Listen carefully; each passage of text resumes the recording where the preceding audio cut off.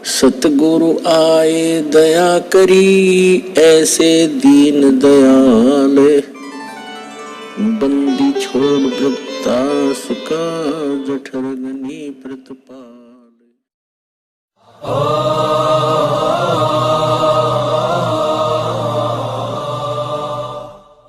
दोस्तों, आज हम आपको एक ऐसा रहस्य बताने जा रहे हैं जिसे सुनकर आप चौंक जाएंगे, हैरान रह जाएंगे। जिसे सुनकर एक तरफ आपको यह विश्वास दृढ़ होगा कि भगवान तो सचमुच एक है, और वहीं दूसरी तरफ हम सबको बांटने वाली विभिन्न धर्मों की रूढ़िवादी आपसी दीवार भी आपको परत दर परत उखड़ती और गिरती नजर आएगी। उस सच्चे भगवान के लिए देशों की सीमाएं कोई मायने नहीं रखती। हम सब जीव उस परमपिता के बच्चे हैं तथा हमारे कल्याण के लिए वह परमात्मा जगह जगह अलग अलग रूपों में प्रकट होकर हमें सत्य ज्ञान बतलाता है, हमें जागरूक करता है। कबीर जी अपनी वाणी में कहते हैं कि बल्ख व विलायत तक हम ही धारे भेख। कबीर परमात्मा जी कहते हैं, हम मोहम्मद को सतलोक ले गयो, इच्छा रूपी वहां न रहियो। उल्ट मोहम्मद महल पठाया, गुज बीरज एक कलमा लाया। रोजा बंग नमाज दई रे, बिस्मिल की नहीं बात कही रे। मोहम्मद जी को भी कबीर परमात्मा 2 बार मिले थे। इसी विषय पर आज हम एक रहस्य उद्घाटन करने जा रहे हैं। अल खिद्र एक ऐसा महान महापुरुष जिसका जिक्र उल्लेख बहुत सी धार्मिक किताबों में मिलता है। एक ऐसा महान महापुरुष जो सर्वोच्च ज्ञान युक्त माना जाता है। अल खिद्र ही वह महापुरुष हैं जिससे ज्ञान समझने के लिए खुद अल्लाह कह रहा है। अब जाने सविस्तार प्रसंग कुछ इस तरह है कि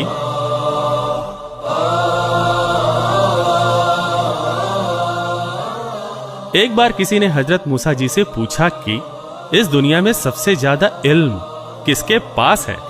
इसके जवाब में मूसा जी ने बड़े गर्व से कहा, मेरे पास। मूसा जी का यह जवाब अल्लाह को पसंद नहीं आया, जिस कारण अल्लाह ने मूसा जी को कहा कि जो ज्ञान तुझे प्राप्त है वो अल खिद्र के ज्ञान के सामने कुछ भी नहीं है। कुछ भी नहीं मतलब साफ है, अल खिद्र का ज्ञान सर्वोपरि है। उसके ज्ञान की महानता को कुरान शरीफ का ज्ञान दाता, बाइबल का ज्ञान दाता खुद स्वीकार कर रहा है। ये बात पवित्र गीता जी से भी मेल खाती है, जिसमें गीता ज्ञान देने वाला अध्याय 4 के श्लोक 34 में कहता है कि संपूर्ण आध्यात्मिक ज्ञान किसी तत्वदर्शी संत के पास है, उससे जाकर पूछो। मूसा जी अल खिद्र के पास जाते हैं, लेकिन वो अल खिद्र पर विश्वास नहीं कर पाते।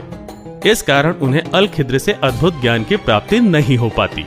स्पष्ट हुआ कि अल खिद्र का ज्ञान सर्वश्रेष्ठ है। कबीर जी के ज्ञान के बारे में भी यही कहा गया है कि और ज्ञान मंडलीक सब चकवे ज्ञान कबीर।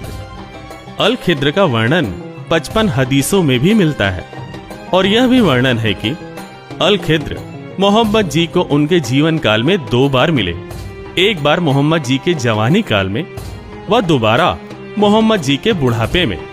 लेकिन विशेष गौर फरमाने वाली बात यह है कि तब अल खिद्र की उम्र जरा भी नहीं बदली। ऐसा ही कुछ वर्णन कबीर जी ने अपनी वाणी में दिया है कि जब गोरखनाथ ने वार्ता कर कबीर जी से उनकी उम्र पूछी थी, तब कबीर जी का जवाब था कि गोरखनाथ जी, 7 करोड़ तेरे शंभू मर गए, मेरी एक नहीं पलैया। क्योंकि पूर्ण परमात्मा अविनाशी है, उसके जीवन का एक भी पल कभी कम नहीं होता। पवित्र कुरान शरीफ के सूरत फुरकान 25 आयत 52 से 59 में वर्णन है कि वो परमात्मा जिसने सारी सृष्टि रची, वह हमारे सब गुनाहों से खबरदार है, वाकिफ है। ऐसा लिखित सबूत अल खिद्र के उस प्रसंग से मिलता है जिसमें अली को कहा गया है कि अली, मैं तुझे ऐसा मंत्र दूंगा जो असंख्य पापों का नाश कर देगा। वेदों में भी यही वर्णन है कि केवल कबीर परमात्मा ही पाप नाशक है, सभी पाप कर्म को काट सकता है। यह वही अली है जिसने बदर के युद्ध में विजय प्राप्ति के लिए अल खिद्र से आशीर्वाद प्राप्त किया था, क्योंकि अल खिद्र हमेशा धर्मनिष्ठ लोगों की मदद किया करता है। अल खिद्र ही अविनाशी कबीर परमात्मा है। वही भक्ति मार्ग में उलझनों को साफ करता है, मतलब कि सही भक्ति विधि भगत समाज को बतलाता है। ऐसा उल्लेख पवित्र वेदों में भी है कि परमात्मा उपदेश करने की इच्छा से इस पृथ्वी पर अवतरित होता है। वह अपनी वाणियों के सत्य ज्ञान की बौछार करता है। बहुत से मुस्लिम श्रद्धालुओं का मानना है कि अल खिद्र के हाथों में हड्डियां नहीं हैं, वे रुई जैसे नर्म हैं और ये उसकी पहचान भी है। जब कोई तुझसे ऐसा साधु मिले जिसके हाथ नरम हो, वह हड्डी ना हो, तो समझो कि वो अल खिद्र ही है। ऐसा ही शरीर कबीर जी का है। कबीर जी खुद अपनी वाणी में कहते हैं कि हाड़ चाम लहू नामे जाने सतनाम उपासी। सभी प्रसंग अब अल खिद्र व कबीर जी को एक ही स्पष्ट करते हैं। वह उनके द्वारा की गई लीलाओं सदग्रंथों में बताई उनकी पहचान से हूबहू मेल खाती है और लगभग सभी देशों के मुस्लिम मौलवियों का यह भी मानना है कि उन्हें जीवन काल में एक बार अल खिद्र जरूर मिलता है। वास्तव में कबीर जी देश काल की भिन्नता के कारण अलग अलग रूपों में महापुरुषों के उद्धार के लिए दिन में 100 बार अपने सत्य लोक से चलकर यहाँ पृथ्वी लोक पर आते हैं। जैसा गरीबदास जी अपनी वाणी में कहते हैं कि गरीब उन्नत कोटि अवतार है, नो चितवे बुद्धि नाश, खाली खेले खलक में 6 ऋतु 12 मास। मतलब कि पूर्ण परमात्मा यहाँ हर समय किसी न किसी रूप में अपनी लीला कर रहे होते हैं। परमात्मा अल खिद्र या यूं कहे कि कबीर जी भक्ति चाहने वाली आत्माओं को रास्ता दिखलाते हैं व उनकी उलझन दूर करते हैं। ये परमात्मा के विधान में शामिल है। इसी क्रम में वो बहुत से महापुरुषों को मिले, जैसे कबीर रूप में नानक देव जी को, धर्मदास जी को, मलुकदास जी को, गरीबदास जी को और घीसा दास जी को। तो हजरत मोहम्मद जी को अल खिद्र रूप में मिले और महान कवि रूमी को समस्तर बेच के रूप में। जी हाँ, हम 13वीं सदी के महान रूमी की बात कर रहे हैं, जो महानतम कवियों में से एक माने जाते हैं और जिनको पूर्वी व पश्चिमी सभी देशों में बड़ी शिद्दत के साथ पढ़ा व सुना जाता रहा है। उनको भी पूर्ण परमात्मा अल खिद्र या यूं कहे कि कबीर जी समस्तर बेच के नाम से मिले थे। वह उनको सर्वोच्च आध्यात्मिक ज्ञान से रूबरू करवाया था, जिससे प्रभावित होकर कवि रूमी ने भी एक ग्रंथ प्रसिद्ध मसनवी की रचना की, जिसमें उन्होंने अपने गुरु समस्तर बेच की महिमा का अद्भुत वर्णन किया है।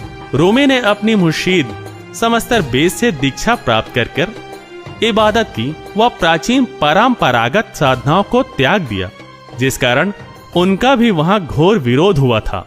रूमी की रचनाओं में बल्ख शहर के बादशाह इब्राहिम सुल्तान अधम का भी उल्लेख है, जिसमें यह वर्णन है कि इब्राहिम को अल खिद्र के दर्शन हुआ करते थे, जिससे प्रभावित होकर उन्होंने राजगद्दी त्याग दी थी।